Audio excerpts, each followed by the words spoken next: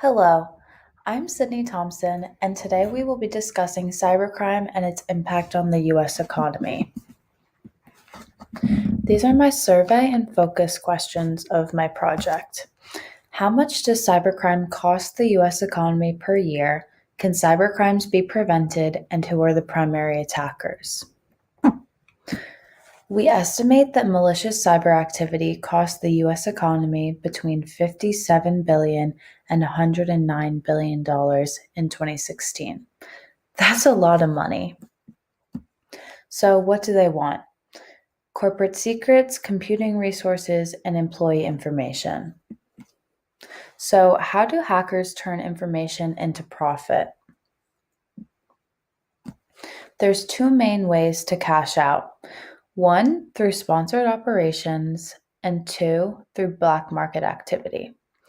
Sponsored operations are where governments or private corporations commission hackers to steal specific data, versus black market activity, which acts as a free market where hackers can sell information they've collected. An example of black market activity is ransomware. Ransomware is a type of malware designed to freeze all computer systems until a ransom is paid to the hacker. Ransomware attacks are expensive, on average running a company $713,000 per attack. They're costly in time as well, on average taking 50 days to resolve. It's generally disguised as files we're taught to trust, like Microsoft files or Adobe Flash Player installers. A 2017 ransomware operation dubbed Bad Rabbit catfished employees into downloading the malware with Adobe Flash Player installers. Even if the ransom is paid, generally the malware still destroys files, leaving the company in debt of information, lost productivity time, and a hefty cost. Not to mention the legal implications. It's considered paying off a terrorist.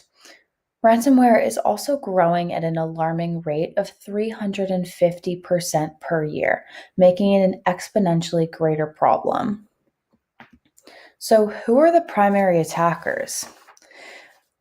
This presentation is primarily focused on China, but as you may have seen recently in the press, Russia is a big threat as well.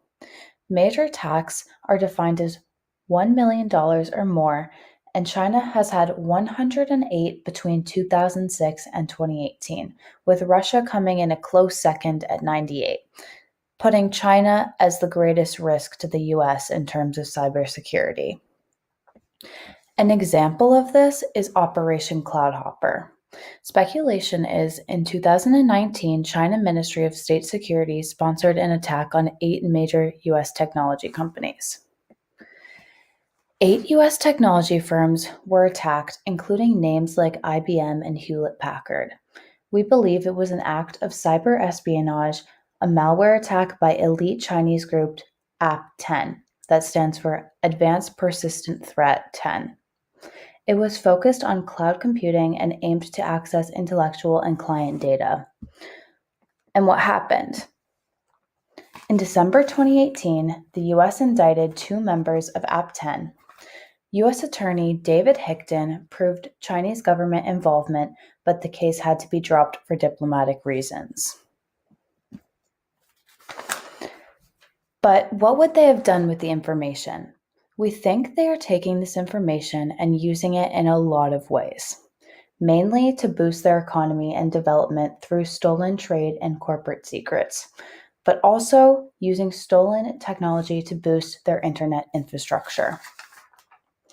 But Cloudhopper didn't just have a financial impact, it also compromised citizen safety. As you can see in the graph, 43.7% of attacks were focused on businesses, but some of those also cross into the government sector. With Cloudhopper, the Chinese government was able to access travel details of prominent US officials, including hotel and flight reservations, after infiltrating travel company Sabre. Whether you want to look at it from a financial or security perspective, the reality is the issue is huge. 4.4 billion records were breached in 2018 alone. So, what can we do? Well, One solution is zero trust systems. Zero trust is a security model based around the motto never trust, always verify. It compartmentalizes data to allow employees the least amount of access possible to ensure the protection of the company as a whole. With microsegmentation, if any breaches are to occur, they're easily pinpointed and allow for the breach not to affect the entire system's integrity. However, the drawback of zero trust systems is the decreased productivity. Authorizing every request takes a lot of time, hence decreased employee productivity. So companies are left to assume the risk of a cyber attack or the cost of lower productivity. Let's review. Globally, China has the most malicious cyber infrastructure. Technology loss and government involvement cost the US billions of dollars a year. China uses stolen US computing resources and technology to advance their economy. Chinese hackers compromise citizen safety with classified data leaks and espionage. Cyber hacking has grown into its own economy, relying on the black market for stability, growth, and monetization. Zero trust security offers protection from cybercrime, but at the cost of productivity. And I'm going to conclude with the answers I got on my survey.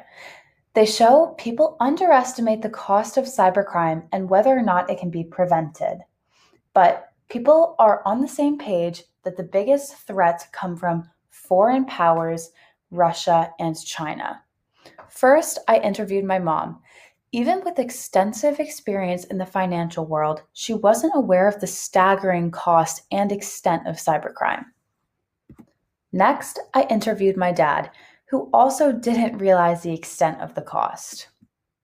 Finally, I interviewed my uncle, who also with extensive financial experience underestimated the cost of cybercrime.